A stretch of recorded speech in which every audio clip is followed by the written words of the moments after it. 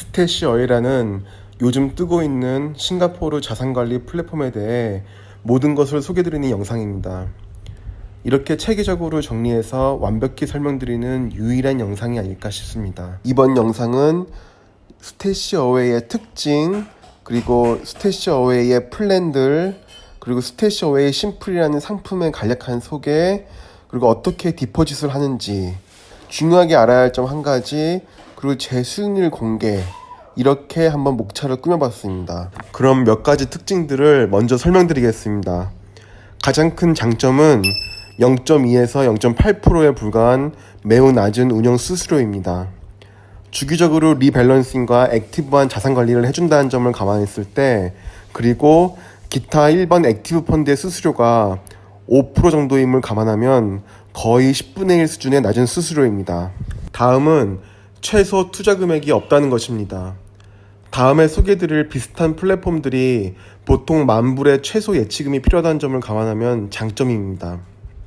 또한 락인 기간이 없습니다. 즉 최소 예치, 그러니까 최소 거치 기간이 없고요.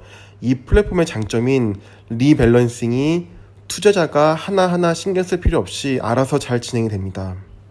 그리고 수수료가 낮지만 분산 투자 효과가 뛰어난 ETF가 주력 투자 포트폴리오입니다. 그 다음으로 가장 중요한 내용이 투자 상품들에 대한 이해입니다. 즉 스태시어웨이 플랜들인데, 스태시어웨이는 크게 세 가지의 플랜이 있습니다. 하나는 제너럴 인베스팅, 그리고 골 베이스드 인베스팅, 마지막으로 인컴 포트폴리오가 있습니다. 또한 제너럴 인베스팅에는 크게 두 가지로 하이 플랜이 있는데 코어와 하이어 리스크로 나뉩니다. 그럼 지금 보고 계시는 세 가지 플랜에 대해 하나하나 알아보겠습니다. 먼저 살펴보실 플랜은 제너럴 인베스팅입니다. 이건 가장 일반적인 포트폴리오라고 보시면 되고, 바로 전 페이지에서 말씀드렸듯이 코어와 하이어 리스크로 나뉩니다. 코어 플랜은 좀 더 보수적인 플랜으로 보시면 되고, 하이어 리스크는 문자 그대로 좀 더 어그레시브한 공격적인 플랜으로 보시면 됩니다. 그리고 각각의 플랜에서 리스크 인덱스를 본인이 직접 설정하실 수 있습니다. 리스크 인덱스를 함은 1년 내에 이만큼 이룰 수 있는 확률이 1%라는 것입니다. 가령 리스크 인덱스가 10%면은 이 플랜은 1년 내에 10%의 원금 손실 가능성이 1%라는 것입니다. 어쨌든 리스크 인덱스가 올라갈수록 고위험 플랜입니다.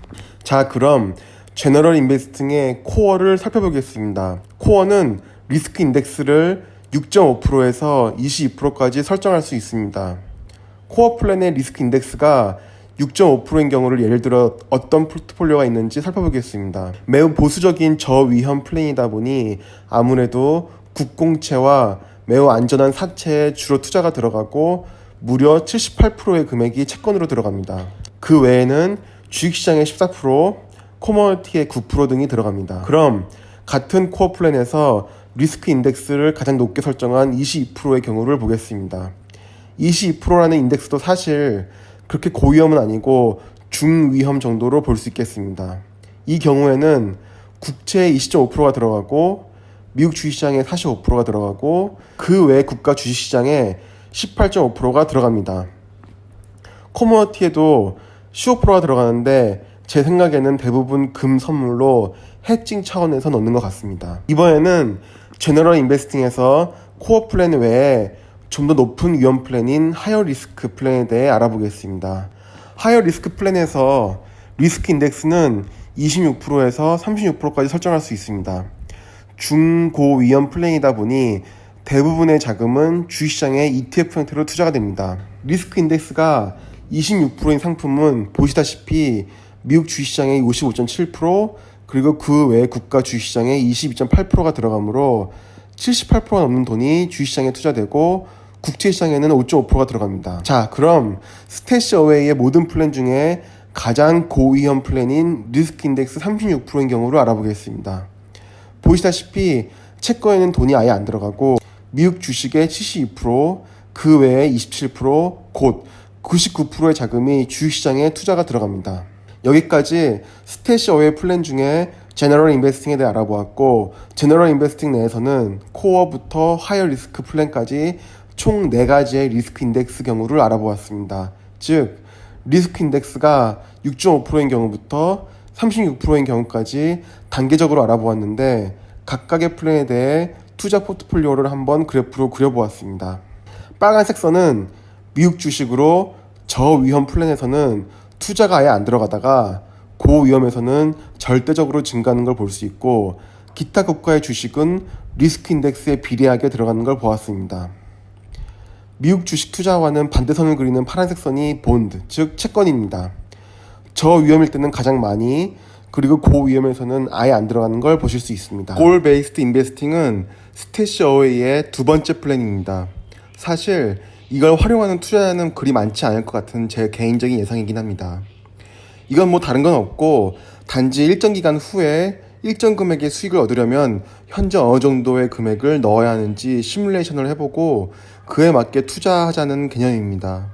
가령 은퇴 후에 월 3,000불의 불로소득, 즉 패시브 인컴을 얻으려면 현재부터 은퇴 때까지 어느 정도의 저축을 매월 해야 할까, 그런 계산을 대신 이 플랫폼을 통해 한다고 보시면 됩니다. 뭐 이것저것 메뉴를 눌러보면 재밌긴 합니다. 여기서 보시다시피 여러가지 시나리오들을 골라볼 수 있습니다. 은퇴 후 노후자금에 대한 시뮬레이션부터 주택자금, 자녀교육, 차량 구매, 긴급자금, 사업자금, 결혼자금, 여행자금 등 다양한 플랜으로 시뮬레이션을 해볼 수 있습니다. 그럼 한번 재미삼아 리타이먼트, 은퇴자금 쪽으로 시뮬레이션을 돌려보겠습니다. 자, 제가 예상 은퇴 나이를 60세로 잡아보겠습니다. 60세까지 직장생활을 버틸지는 모르겠지만 일단 이건 어디까지나 시뮬레이션이니까 60세로 잡아봤습니다. 그리고 제가 은퇴 후에 필요한 자금은 월 5,000불로 한번 잡아봤고, CPF로 월 2,000불은 나오는 걸로 잡아봤습니다. 참조로 CPF에서 어떻게 월 2,000불이 나오는지는 제 채널의 CPF 라이프 편 영상을 참조해주시기 바랍니다. 자, 그럼 은퇴 후에 월 5,000불이 필요한데 CPF에서 월 2,000불이 나오기 때문에 스태시 어웨이를 통해서 월 3,000불을 기대 수명까지는 수령을 해야 합니다. 여기 화면에서 보면 월 3,000불의 불로소득을 받으려면 170만 불 이상의 자금이 필요하며, 이를 위해서는 매달 2,200불에서 2,800불 정도의 돈을 투자해야 한다고 계산이 나왔습니다. 그럼 골 베이스드 인베스팅 플랜의 포트폴리오는 어떤지 한번 알아보겠습니다. 중장기 성격의 투자라서 그런지 국채 30%, 사채 3%, 즉 채권의 33%가 들어가고, 미국 주식 ETF의 36%, 그리고 그 외에 국가 주식의 15%, 즉 주식의 51%가 들어갑니다. 주식, 채권, 커머디티가 꽤 균형 잡힌 포트폴리오 같습니다. 이 포트폴리오는 골 베이스드 인베스팅 플랜에서 어떤 플랜으로 시뮬레이션을 해보던 간에 똑같습니다. 가령 리타이먼트로 시뮬레이션을 굴리던, 주택자금 모으는 계획으로 시뮬레이션을 굴리던 자산 배분은 이 화면과 똑같이 나옵니다. 자, 그럼 스태시 어웨이의 마지막 플랜인 인컴 포트폴리오에 대해서 알아보겠습니다.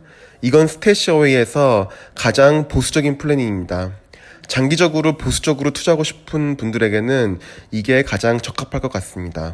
이름인 인컴 포트폴리오에서 알 수 있듯이 이 플랜은 원금은 원금대로 성장하고 동시에 안정적인 수익도 발생하는 걸 목표로 하고 있습니다.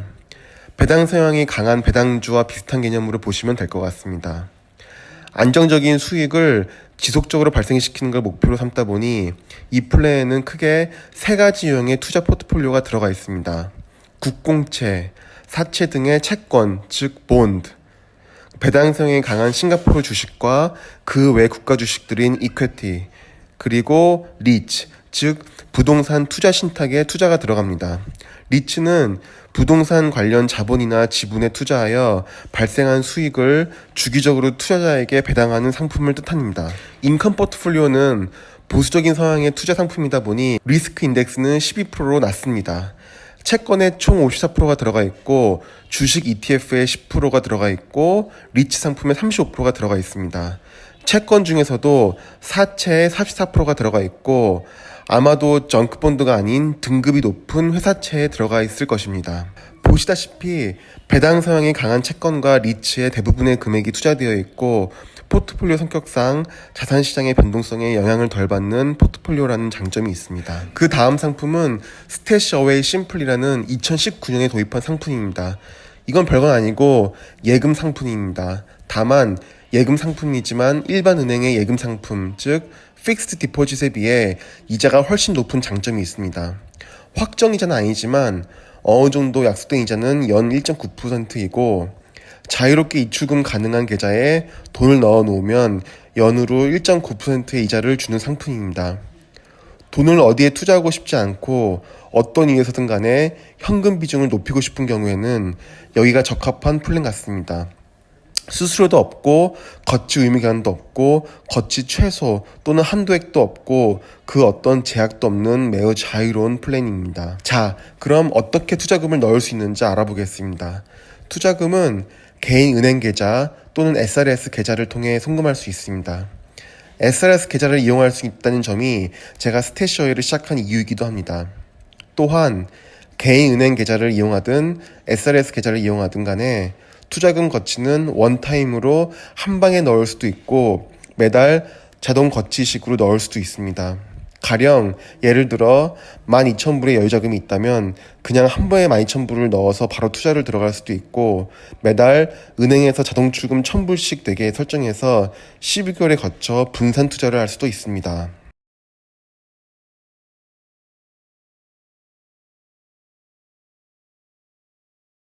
그럼 많은 분들이 궁금해하실 수도 있는 질문사항 한 가지를 말씀드리겠습니다.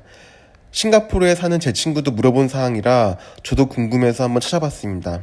만약에 스태시어웨이가 인수 합병되거나 상장되거나 아님 망하거나 하는 경우에 투자자들의 돈은 어떻게 될까요? 스태시어웨이가 신생 자산관리 회사이기 때문에 마켓에서의 실적, 즉 레퍼런스가 없습니다.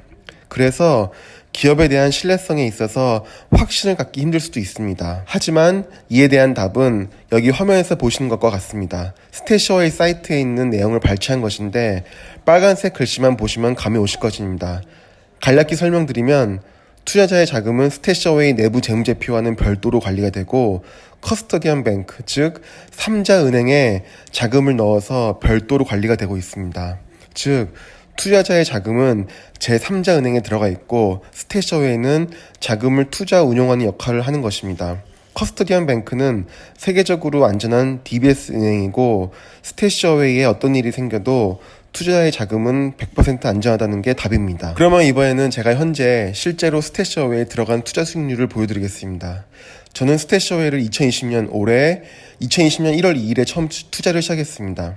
간단히 말해 9,300불의 원금을 1월 초에 넣었고 4월 중순이 현재 평가액은 8,315불입니다. 즉 10.6% 정도의 손실이 발생했습니다. 나스닥 지수가 같은 기간에 10.4% 정도의 손실이 발생한 걸 보면 이건 우연인 것 같은데 딱 나스닥 지수만큼 손실을 그리겠습니다. 어쨌거나 제 포트폴리오는 화면 하단부에 보시다시피 인컴 포트폴리오와 제너럴 인베스팅 이렇게 두 개의 플랜으로 이루어져 있습니다. 둘 다 SRS를 통해 투자된 플랜이고 이전에 말씀드렸듯이 인컴 포트폴리오는 리스크 인덱스는 15%로 고정이고 제너럴 인베스팅 같은 경우는 저는 가장 고위험인 리스크 인덱스 36%로 설정을 하여 투자를 하였습니다. 인컴 포트폴리오에는 총 6,000불의 월급을 넣었고 손실률은 마이너스 9.4%입니다. 자산 배분은 채권이 총 54%, 주식이 10%, 그리고 리츠의 35%의 자산이 배분되어 있습니다. 제너럴 인베스팅은 스태시어웨이 최고 위험 수준인 36%까지 리스크 인덱스를 설정했었습니다. 역시나 주식 비중이 99%로 자산 배분이 되어 있었고 손실은 마이너스 12.7%입니다. ETF의 반영 금액이 시차가 있긴 하지만 나스닥 지수와 단순 비교를 하면은 스태시어웨이의 주식 ETF 수익률이 더 안 좋은 걸 아실 수 있습니다. 그 이유는 스태시어웨이의 ETF는 에너지, 헬스케어, 통신 등 다양한 섹터에 분산 투자되어 있어서 그렇습니다. 가령 에너지 관련 ETF의 수익률은 같은 기간, 즉 4개월 동안 마이너스 42%가 넘는 손실을 보여주고 있습니다. 어쨌거나 여기에 제가 넣은 원금은 3,300불, 손실은 마이너스 12.7%입니다. 자, 그럼 여기까지 대략적으로 스태시어웨이에 대해 모든 내용을 다 설명한 것 같습니다. 궁금하신 사항은 언제든 댓글 달아주시고 시청해주셔서 감사합니다. 안녕히 계세요.